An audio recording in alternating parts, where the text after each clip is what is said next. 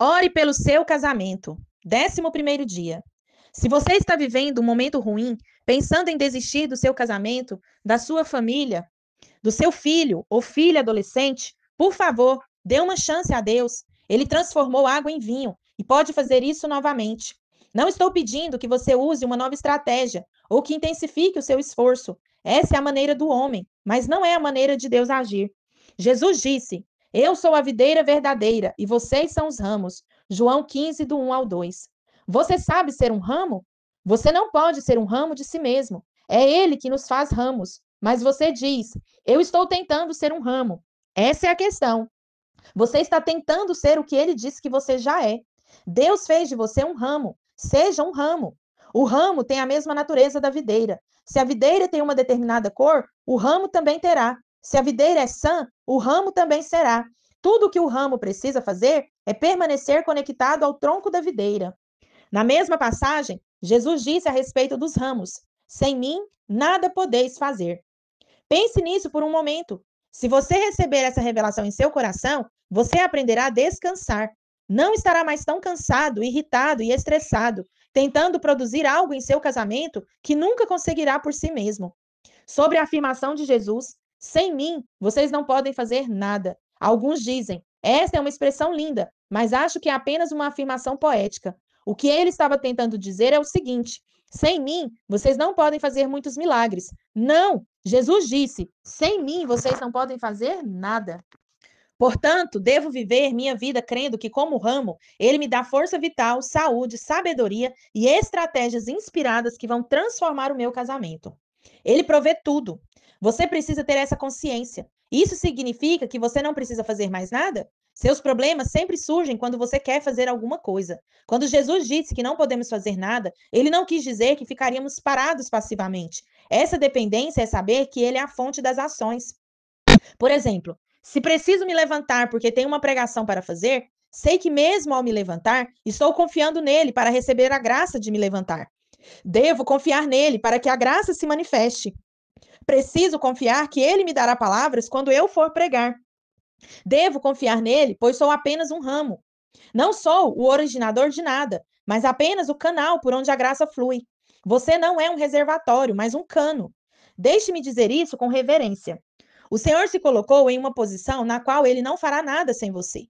O Senhor poderia ter feito ele mesmo a parte que sustenta o fruto, mas em vez disso, diz: Eu assumo a parte que produz, e você será o ramo que segura o cacho de uva. O que você precisa?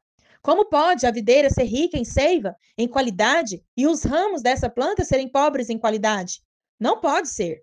Muitos ramos estão tentando dar o melhor de si para ter frutos, esforçam-se, e então a seiva mal chega até eles, só chega em pequena quantidade. Você sabe qual é o problema dos galhos que não dão frutos? Eles lutam muito, tentando ser frutíferos sozinhos. Mas se eu ficar parado, nada acontecerá. Isso seria verdade se você não fosse filho de Deus, se você não tivesse nascido de novo. Sim, nesse caso, eu diria que você tem razão. No entanto, se você é filho, seu esforço é, na verdade, um erro. Não conseguimos nem produzir vida natural, quanto mais a vida espiritual. Nós nem conseguimos fazer nosso coração bater agora. Maridos, não mudam esposas, e nem esposas mudam maridos. Você não sabe como educar apropriadamente seus filhos e se sente sobrecarregado com as demandas do casamento. Você precisa reconhecer que não pode, por si mesmo, ter um casamento abençoado. Você pode experimentar o céu na terra, mas para isso precisa do Senhor. Você tem que orar. Quando reconhecemos que não podemos coisa alguma sem o Senhor, nossa resposta natural é a oração. Quem depende, ora. Costumo dizer que a oração é o nosso dependenciômetro. Você precisa orar pelo seu casamento. Ouça, você não pode assistir a Netflix o tempo todo e esperar que Deus fale com você. Se deseja que Deus fale com você na área do seu casamento, educação, filhos ou em qualquer outra área, você precisa de tempo com Ele. Você precisa reservar um tempo com o Senhor.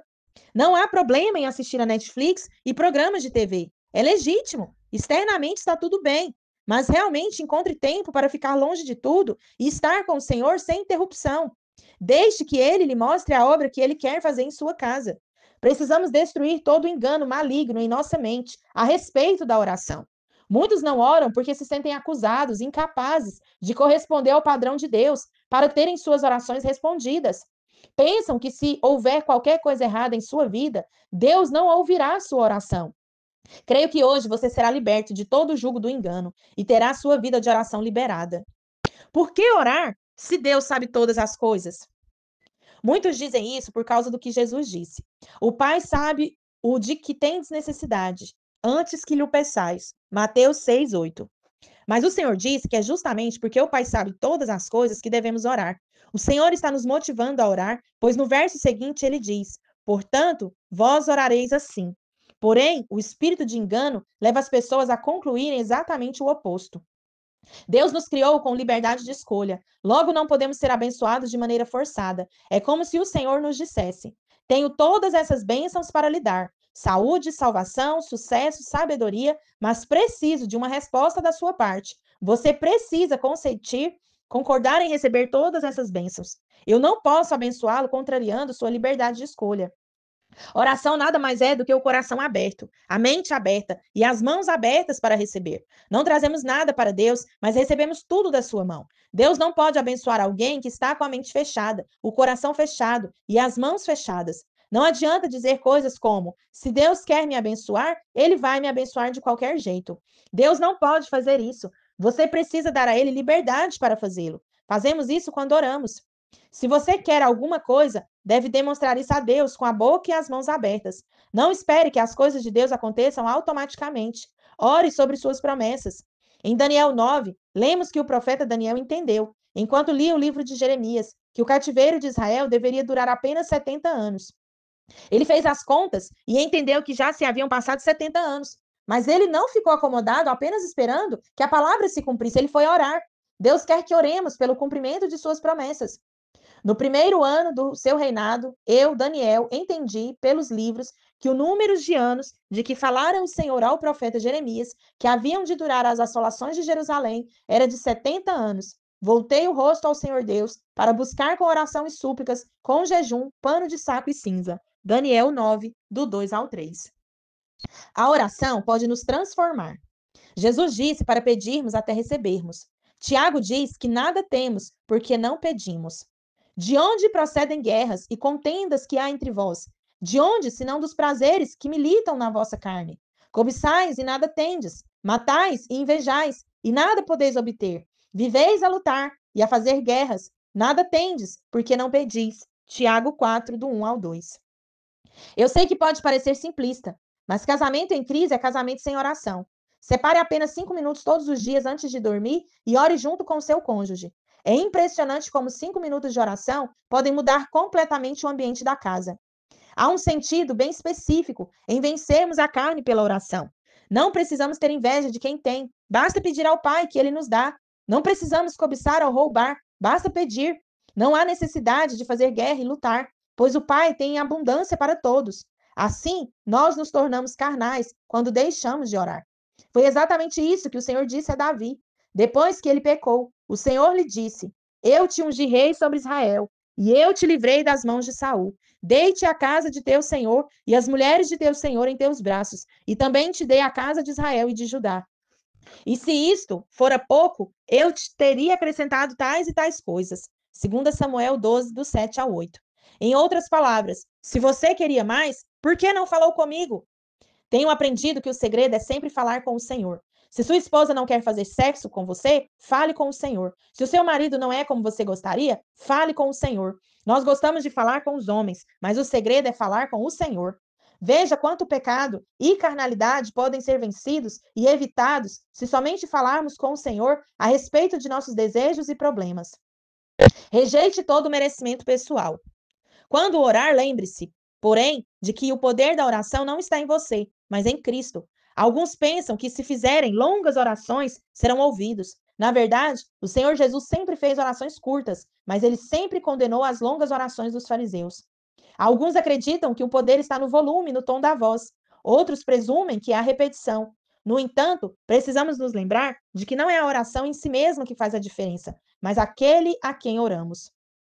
Tentamos fazer uma oração longa, ou oramos repetidamente, ou ainda em voz alta. Tudo isso tentando merecer a resposta. Alguns dizem: agora tenho de orar para valer.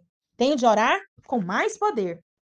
Eu entendo o que esses irmãos têm em mente, mas a verdade é que a resposta não depende de como oramos. O poder é dele, não é da nossa oração. Não estou dizendo que não podemos orar em voz alta, pois na cruz o Senhor clamou em alta voz. Não digo que não podemos repetir a oração, pois Jesus orou 3 vezes com as mesmas palavras. Na verdade, Jesus também fazia longas orações, como lemos em João 17. Mas tudo isso era expressão do coração, não tentativa de persuadir Deus a fazer alguma coisa. Como Deus pode ouvir a oração de alguém como eu? Deus enviou o seu próprio filho para nos salvar, quando o mundo nem mesmo tinha consciência de que estava perdido. O Pai não nos deu o filho porque alguém pediu, mas simplesmente porque nos ama. Essa é a base de toda oração. Não precisamos persuadir um Deus relutante a nos abençoar. Nada disso. Estamos orando a um Pai amoroso que quer ouvir a nossa oração. Por isso, use suas palavras mais simples e seja o mais direto e sincero possível. Não fique preso a formas ou palavras, mas olhe para o coração de Deus. Não olhe para si mesmo e nem pense que será ouvido por causa de sua justiça própria. Ninguém pode receber coisa alguma de Deus com base em seu merecimento pessoal. Esse é o motivo pelo qual muitos não recebem, porque estão tentando merecer a bênção de Deus. A bênção de Deus é somente para aqueles que reconhecem que nada merecem e por isso dependem completamente da sua graça. Aqueles que andam pela lei, ou seja, que buscam merecer a bênção de Deus, não conseguem ter fé para receber coisa alguma. Isso acontece porque, quanto mais olham para si mesmos, para os seus esforços próprios, para receberem de Deus, menos fé conseguem ter. O segredo para recebermos o milagre não é tentar merecê-lo, mas é simplesmente reconhecer e crer que, por meio da cruz de Cristo, todos os tesouros do céu nos foram liberados. Olhe para todas as pessoas que receberam o milagre de Jesus durante o seu ministério na terra. Nenhuma delas o mereceu. Elas não fizeram nada para receber um milagre, além de crer. Elas receberam por causa da graça de Deus. Do lado oposto, os fariseus tentavam, de todos os meios, merecer a bênção de Deus. Mas não há registro de que nenhum deles tenha recebido sequer um milagre de Deus. Se você olhar para a graça de Deus, ele olhará para a sua fé. Toda a nossa fé é uma fé na graça. Se presumirmos que merecemos algo, então nada recebemos. Mas se tivermos fé de que a graça é maior do que o nosso pecado, então veremos os milagres. Nossa fé depende completamente de conhecermos a graça de Deus. Nossa fé será maior à medida que tivermos maior revelação do favor imerecido de Deus. Se pensamos que somos pouco amados ou que Deus nos ama por causa de nosso bom comportamento, então teremos pouca fé para receber um milagre. Porém, se descansamos completamente em seu amor sem limites e confiamos que nada receberemos por merecimento, então teremos uma grande fé. Orar por si mesmo não é egoísmo. O pensamento comum é que devemos orar pelos outros e deixar nossas necessidades ou desejos por conta de Deus. Ou seja, não devemos orar a respeito deles, mas isso é um engano.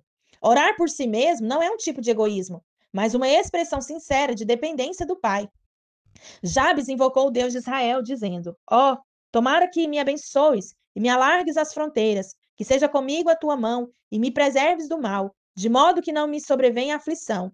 E Deus lhe concedeu o que lhe tinha pedido. 1 Crônicas 4:10. Veja quantas vezes a palavra me é mencionada. Pelo menos 5 vezes, enquanto Deus é mencionado apenas 3 vezes.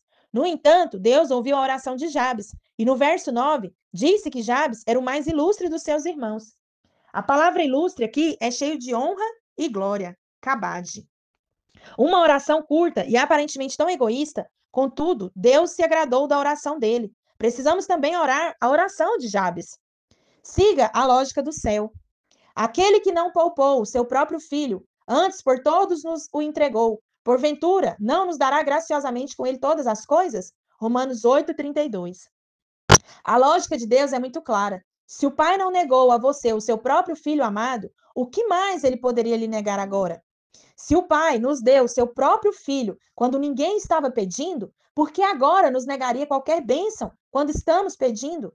Se o Pai não negou o seu filho, que lhe custou tanto, por que nos negaria agora bênçãos tão pequenas que não lhe custam nada? Se o Pai nos deu o seu único filho quando nós ainda éramos seus inimigos, imagine o que ele nos dará agora que fomos reconciliados e feitos seus filhos. Somos amigos de Deus, como Abraão. O Pai quer manifestar a sua graça a nós, dando-nos todas as coisas livremente em Cristo. Nossas orações são ouvidas apenas por causa da sua graça. A maior de todas as bênçãos que recebemos é a salvação, e ela é recebida quando fazemos uma simples oração de entrega. Não tivemos que merecer, obedecer ou cumprir condições. Foi de graça. Se a salvação é recebida assim, por que as outras bênçãos não seriam dadas de outra forma? Todas as bênçãos são recebidas pelo descanso da fé. Amém.